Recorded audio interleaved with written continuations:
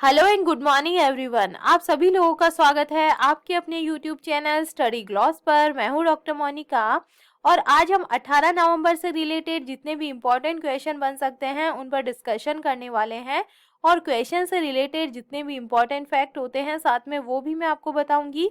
ये हमारा Telegram channel है, यहाँ पर आपको क्विज अवेलेबल हो जाएगी और इस लेक्चर की पीडीएफ भी आपको यहाँ मिल जाएगी।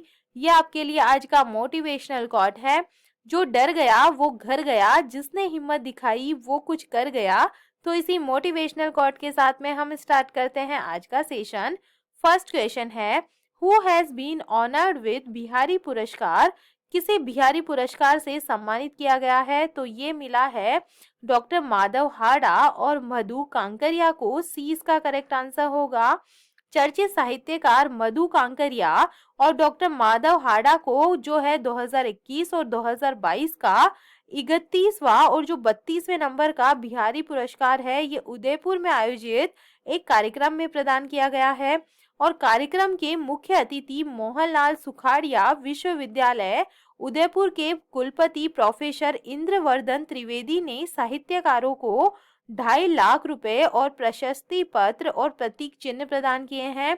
और ये पुरस्कार मधु कांकरिया को उनके उपन्यास हम यहाँ थे के लिए, और जो डॉक्टर माधव हाड़ा है इनको उनकी आलोचनात्मक जो कृति है जिसका नाम है पंचरंग चोला पहर सखीरी, इसके लिए प्रदान किया गया है।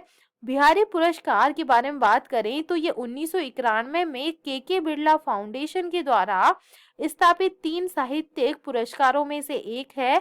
यह हर साल किसी राजस्थानी लेखक के द्वारा हिंदी या राजस्थानी में प्रकाशित उत्कृष्ट कार्य के लिए दिया जाता है। टॉप 5 अवार्ड की हम बात करें, Lisbon Triennale Millennium BCP lifetime achievement award 2022, who is the first female architect of South Asia? तो ये बनी है मरीना तबस्सुम को मिला है, बांग्लादेश की ये है। France highest civilian honour which Indian will be honoured with Chevalier de la Légion d'honneur 2022, तो ये शशि थरूर को मिला है। Who has been awarded period of Karnataka Ratna 2022, तो ये पुनीत प्रिंस को दिया गया है। Ladakh who has been honored with the highest civilian honor डी पाल रंगम डस्टन 2022, जो है दलाई लामा को मिला है। Doctor C Narayana Reddy national literature award 2022 who has been awarded, तो ये प्रतिभा रे को दिया गया है।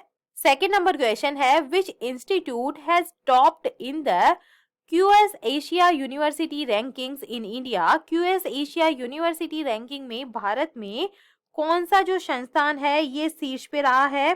तो इसका करेक्ट आंसर होगा आईआईटी जो बॉम्बे है, ये शीर्ष पे रहा है, इसका करेक्ट आंसर है। अंतरराष्ट्रीय रैंकिंग एजेंसी क्वाक्वेरेली साइमंड्स के द्वारा जारी क्यूएस एशिया यूनिवर्सिटी रैंकिंग 2023 जारी की गई है और भारतीय प्रौद्योगिकी संस्थान आईआईटी बॉम्बे और आईआईटी दिल्ली ने एशिया के शीर्ष 50 विश्वविद्यालयों की सूची में जगह बनाई है। वही भारतीय विज्ञान संस्थान यानी आईआईएससी बेंगलोर देश के शीर्ष विश्वविद्यालयों में से तीसरे स्थान पर काबिज है। इसके अलावा कुल 19 भारतीय विश्वविद्यालयों ने टॉप 200 की सूची में अपनी जो जगह है ये बनाई है। क्वाक्वेरेली साइमंड्स रैंकिंग 2022 के लिए विश्वविद्यालय को उनकी अकादमिक प्रतिष्ठा, नियोक्ता प्रतिष्ठा, छात्र अनुपात के आधार पर संकाय यानी फैकल्टी की संख्या, पीएचडी डिग्रीधारी फैकल्टी, प्रति फैकल्टी पेपर, प्रति paper reference, international research network, international faculty, international student, inbound और आउटबाउंड एक्सचेंज के आधार पर स्कोर किया गया है। Top 5 questions related to IITs की हम बात करें, which institute has announced the introduction of compulsory course on caste awareness? तो ये जो है इसके अंदर आईआईटी मुंबई जो है इन्होंने अनाउंस किया है। In which country Indian Institute of Technology was established outside the country for the first time in history? तो ये हुआ है यूनाइटेड अरब अमीरात के अंदर। World's smallest wearable air purifier Naso 95 has been launched by which institute? तो ये launch किया गया है आईआईटी दिल्ली के द्वारा। Researchers of which institute have launched biodegradable nanoparticle to protect crops from bacterial and fungal disease developed. तो ये जो है डेवलप किया है, लॉन्च किया है आईआईटी कानपुर के द्वारा। Researchers from which institute have developed India's first indigenous polycentric artificial knee, जिसका नाम है कदम। तो ये जो बनाया है आईआईटी मद्रास के द्वारा बनाया गया है। थर्ड नंबर क्वेश्चन है, which union ministry launched green energy open access portal. किस केंद्रीय मंत्रालय ने green energy open access portal को लॉन्च किया है? तो इसका करेक्ट आंसर होगा ये किया गया है मिनिस्ट्री ऑफ पावर के द्वारा। डी इसका करेक्ट आंसर है। केंद्रीय बिजली और नवीन व नवीनीकरणीय ऊर्जा मंत्री आर के सिंह ने green energy open access portal launch किया है। इसका उद्देश्य सभी के लिए सस्ती, टिकाऊ और हरित ऊर्जा सुनिश्चित करना और कई हरित पहलों को जारी रखना है। 100 किलोवाट या उससे अधिक के कनेक्टेड लोड वाला कोई भी उपभोक्ता ओपन एक्सेस के माध्यम से अक्षय ऊर्जा प्राप्त कर सकता है और ओपन एक्सेस के लिए आवेदन इस पोर्टल पर किया जा सकता है। लोड सीमा 1000 किलोवाट से घटाकर 100 किलोवाट करने के साथ किसी भी उपभोक्ता को हरित ऊर्जा खुली पहुंच की अनुमति प्रदान की गई है और ये खुली पहुंच 15 दिनों के भीतर देनी होगी। इस पोर्टल पर ओपन एक्सेस यानी खुली पहुंच के लिए आवेदन किया जा सकता है। 4 नंबर क्वेश्चन है, which country will host the under 19 world cup in 2024। कौन सा देश 2024 में अंडर 19 वर्ल्ड कप की मेजबानी करेगा? तो ये करने वाला है श्रीलंका। अंतर्राष्ट्रीय क्रिकेट परिषद ने 2024 से 2027 तक होने वाले अंडर 19 क्रिकेट के बड़े टूर्नामेंट का ऐलान कर दिया है और श्रीलंका को 2024 अंडर 19 वर्ल्ड कप की मेजबानी मिली है। वहीं 2026 में यह टूर्नामेंट जिम्बाब्वे और नामीबिया की मेजबानी में खेला जाएगा। 2025 में अंडर 19 महिला T20 वर्ल्ड कप की मेजबानी मलेशिया और थाईलैंड को संयुक्त रूप से मिली है। वहीं 2027 में इसका आयोजन बांग्लादेश और नेपाल में संयुक्त रूप से किया जाएगा और 14 टीमों के आईसीसी पुरुष क्रिकेट विश्व कप 2027 के लिए क्वालिफिकेशन का रास्ता भी तय कर दिया गया है और 10 टीमें टूर्नामेंट में सीधे प्रवेश कर जाएगी और 10 में दक्षिण अफ्रीका और जिम्बाब्वे पूर्ण सदस्य मेजबान के रूप में शामिल होंगे।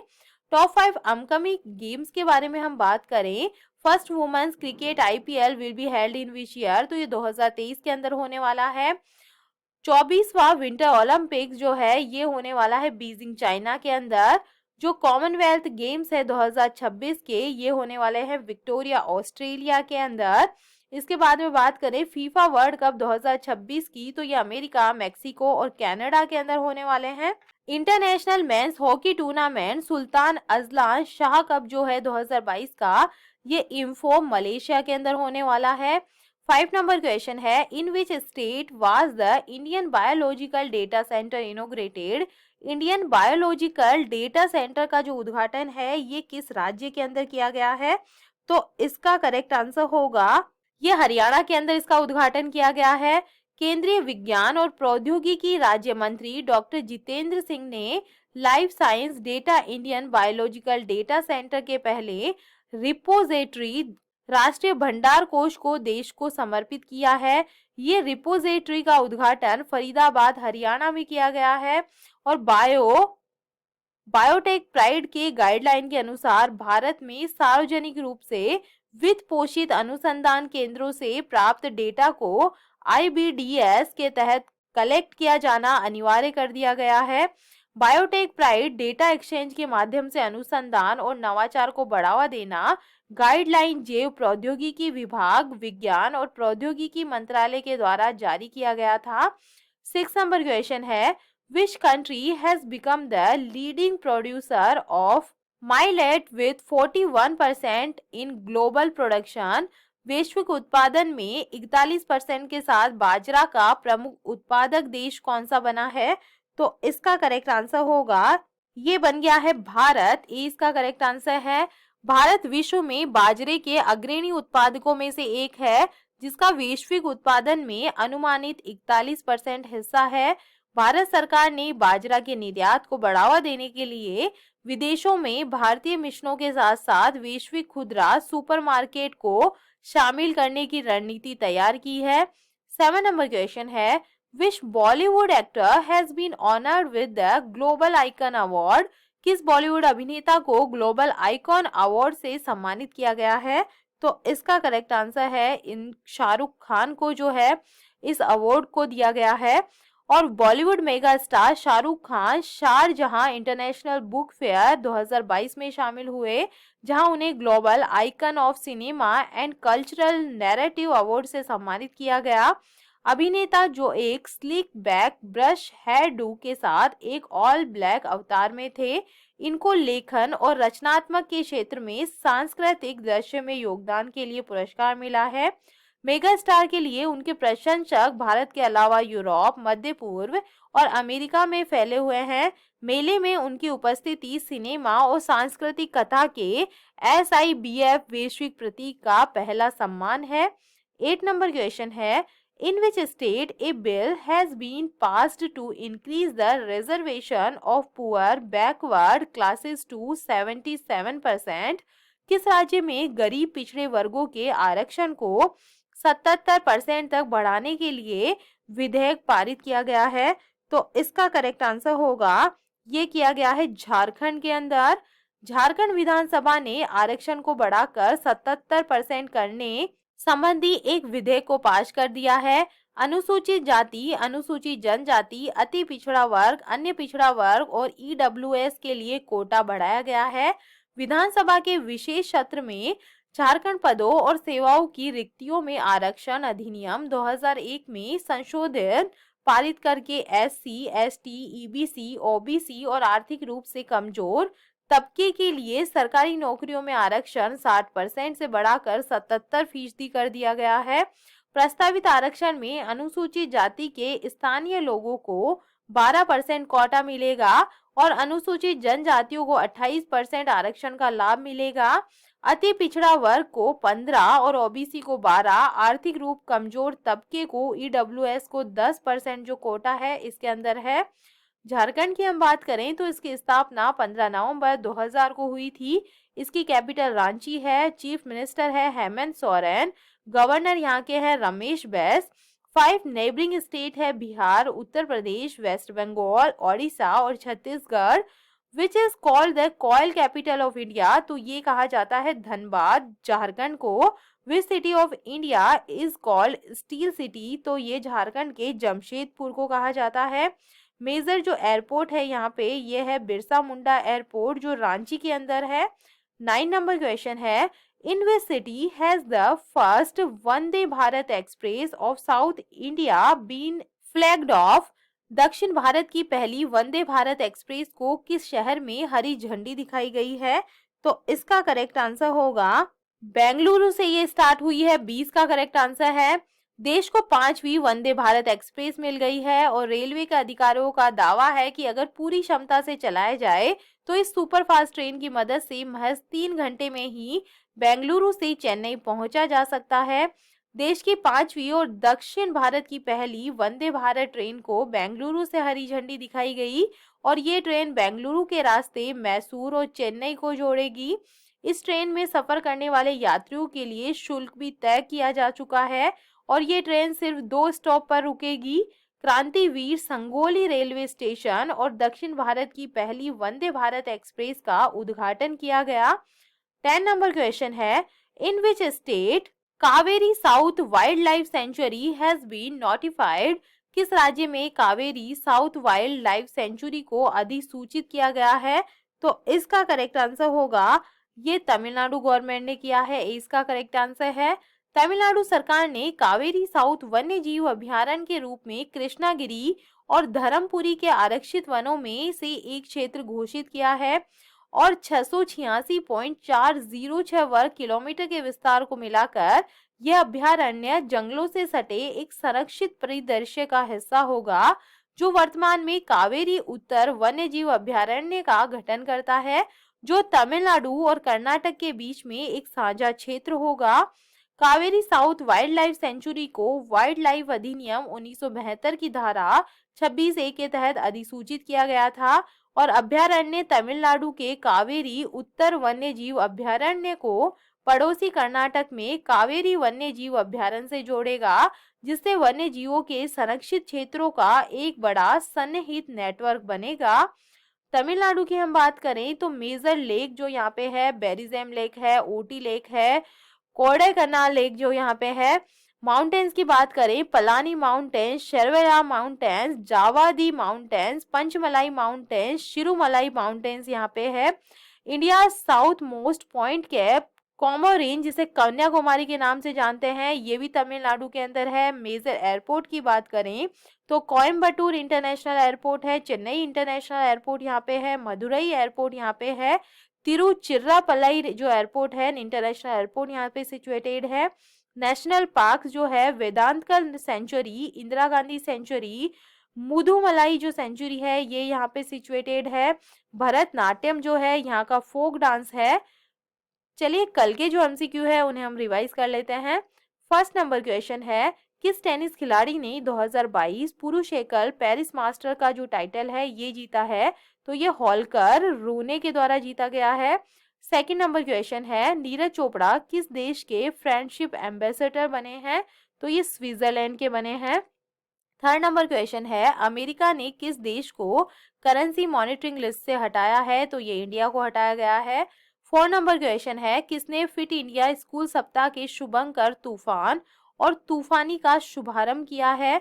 तो ये शुभारंभ किया गया है पीवी सिंधु के द्वारा। 5 नंबर क्वेश्चन है, RIL किस राज्य में भारत का पहला मल्टी मॉडल लॉजिस्टिक पार्क विकसित करेगा? तो ये करने वाला है तमिलनाडु के अंदर। 6 नंबर क्वेश्चन है, भारत ने किस देश के साथ संस्कृति वन्य जीव स्वास्थ्य के क्षेत्र में MOU पर हस्ताक्षर किए हैं? तो ये किया गया है भारत और कंबोडिया के बीच में। 7 नंबर क्वेश्चन है, मूडीज ने 2022 के लिए भारत की आर्थिक वृद्धि का अनुमान कितना परसेंट किया है? तो ये किया गया है 7%। 8 नंबर क्वेश्चन है, किसे यूके के रॉयल ऑर्डर ऑफ मेरिट से सम्मानित किया गया है?